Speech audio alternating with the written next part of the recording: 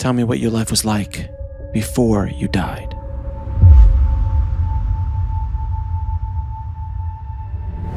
I was raised a Catholic, and Same here. I was so, I was, and my dad, he loved to go to church, and we would go to church sometimes 2 or 3 days a week, and then on Sundays also.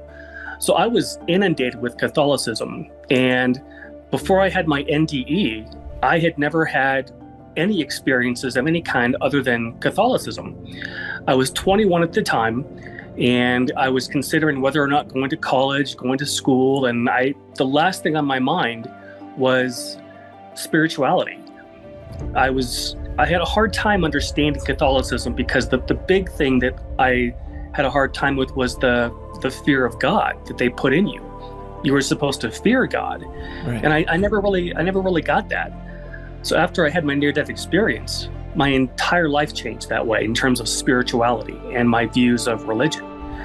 Like, I have a hard time considering myself to be a Christian, but I love Jesus, and I read the New Testament all the time, but I have a really hard time with the Christian dogma. My dad had won a sales contest, and he won 2 mopeds. And it's kind of like scooters or mopeds. They call them scooters now, but we used to ride those on the weekends. So one day I was out riding, and I had an accident, and I slammed into a tree. And the way I landed, I tore the tendons off my right hand, and I had to go in to have surgery. Well, I was 21. I had never been in surgery before. I didn't know what to expect. I'd probably been in a hospital just a handful of times, not very often. So I had no idea what was going to happen. So they gave me the IV, and they start to pump in the anesthesia. And I had some kind of an allergic reaction, and it stopped my heart, and I died. The very second that I died, I opened my eyes again, and I was standing in the most beautiful building I have ever seen. And my very first thought was, oh my God, I had no idea the hospital was this big. Because the building that I was in, it was a long corridor building. And I couldn't see the end of it. It was so long. And there were columns on the right-hand side, beautiful white marble columns, maybe 30 feet high, all the way down as far as you could see. And they were about 5 or 10 feet apart. In the middle of this corridor-like building were these marble tables, just regular marble rectangle or kind of square tables. And there were marble benches on every single table. And these tables went as far as you could see. And the most amazing part was what was to my left. To the left of this building, again, were like a marble, all made of white, beautiful, pristine marble. There were these tunnels that looked like they were cut out of solid marble, and they corresponded to each table. So there was a marble column, then a table, then these tunnels. And again, they went as far down as you could see. Each tunnel was maybe 5 feet apart, and it was 7 or 8 feet high. And it looked like it would have been carved out of the marble, solid 90-degree angles like you have in a doorway. Well, I need to tell you something else that happened here. This will kind of help me explain how this process worked. At that point, right then, I heard a voice in my left ear, and it said, "My name is Alan. I'm your spirit guide." Well, I had no idea what that meant. So I just went through this whole process. And what happened is my spirit guide took me to every place that I'm gonna describe for your audience. And he took me to the outside first of every building, and then he took me to the inside. And I like to tell people so they can have a kind of a visualization. This building that I was in looks like a temple in Turkey, the country Turkey, and it's called the Temple of Artemis. Everything I'm going to tell you guys, it's from what my guide was telling me. He told me everything I was seeing and what it was for. Well, this building that I was in, he told me this is the orientation center. And what's kind of different about my experience, you probably heard a lot of typical near-death experiences where the person says that they had an accident or they were in the hospital and they found themselves floating above their bodies. Then they become aware of a tunnel. And at the end of the tunnel is a white light. Well, my experience, for some reason, I skipped all of that. And they took me to the other side of that white light. And what's on the other side of the white light, as soon as somebody walks into it, they're in this orientation center. And they come through these tunnels that were on my left. The tunnels connect people with Earth to the other side. So when their lifetime is finished on Earth, they cross through these tunnels and they end up on the other side. So somehow these tunnels are connected to Earth, and I don't know how it all works, but that's how people get to the other side. So my guide told me to look to my left at the next tunnel. So I looked to my left, and there was a gentleman coming through. He was probably in his 80s or 90s, and he had just finished his life. He had his right hand holding his chest like he was in pain.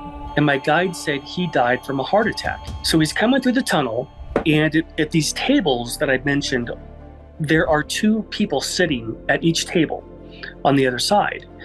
And my guide said they are orientation counselors. So their job is to help orientate people back to the other side. And the reason they have them is oftentimes when people come into life, but when we come into a lifetime, our memory gets washed about the other side where we're from. Because we're not from Earth. Earth is just a place of learning and growth and developing your soul. But our real home is on the other side, or some people like to call it heaven, some people call it the afterlife. And so these orientation counselors help people remember where they're really from. So there was a woman at the table I was looking. She stood up, she walked over to this man, and she took her hands in his, and she led him back to the table, and they sat down. The entire time she was talking to him, she was holding his hands. And my guide said, "Watch him." So as I was watching him, his appearance began to change from a man who was in his 80s or 90s to a man who was in his 30s. And nobody told me why the 30s. But for whatever reason, we're in our 30s. And I don't know if it has to do with that was the age that Jesus died. I have no idea, but we're in our 30s. So that's what happens during the orientation. They just talk to them about where they're from. You finished your lifetime. Here you are back on the other side now. Well, when he was done with that, he stood up and he walked to the right and he stepped down 3 steps. They have columns between these orientation areas. So he stepped down and he walked into what I call the gardens, because it was the most beautiful gardens you could ever imagine. And if you can imagine the most gorgeous, beautiful wildflower field you've ever seen, golden hills, flowers, just beautiful. So he took me there, and then he left. My guide left, and I was just standing there by myself. And all of a sudden, a man showed up in front of me, and I could see his hair. He had brown hair.